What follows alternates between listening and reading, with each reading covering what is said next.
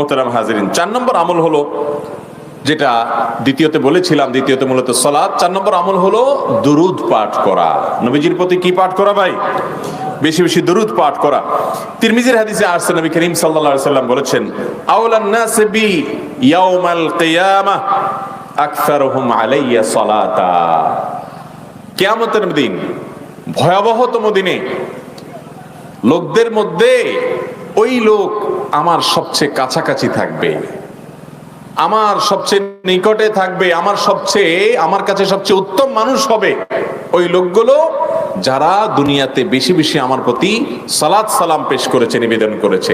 এই জন্য ভাইরা আমার, দুরুদ এমন একটা আমল, এটা যত বেশি করতে পারবো তত বেশি কল্যাণ, দুনিয়ারও কল্যাণ, আখিরাতেরও কল্যাণ। আমাদের এই জবানে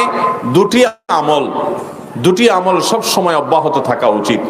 আপনি যদি একজন সফল ইমানদার হতে চান, আপনি যদি আপনার আখিরাতের বিজনেসে অনেক বেশি লাভবান হতে চান, দুটি আমল আপনার মুখে সব সময় যত বেশি সম্ভব আপনি চালু রাখবেন, অব্যাহত রাখবেন। তার একটি হলো ইস্তেগফার, আরেকটি হলো নবী করিম সাল্লাল্লাহু আলাইহি ওয়াসাল্লামের প্রতি দরুদ।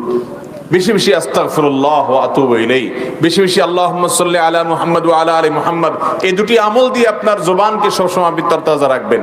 এছাড়াও সুবহানাল্লাহ, আলহামদুলিল্লাহ, আল্লাহু আকবার, আরো যে সমস্ত আজকার আছে সেগুলোতে করবেনই, কিন্তু এই দুইটা দুনিয়া এবং আখিরাত উভয় জগৎকে আলোকিত করে। জান্নাতে কিয়ামতের ভয়াবহতম দিনে, যেদিন নবী করিম সাল্লাল্লাহু আলাইহি সাল্লামের কাছে ঘেঁষতে পারা কপালের ব্যাপার হবে ভাই, সেদিন আপনার আমার প্রিয় নবী সাল্লাল্লাহু আলাইহি সাল্লামের প্রিয় পাত্র হতে পারবো, আমরা তার নৈকট্য অর্জন করতে পারবো বেশি বেশি দরুদ পড়ার মাধ্যমে। এই জন্য ভাইরা, উঠতে বসতে চলতে ফিরতে অবসর সময় বেশি বেশি দরুদ পড়বো তো ইনশাআল্লাহ। আল্লাহ আমাদের সবাইকে তৌফিক দান করুন।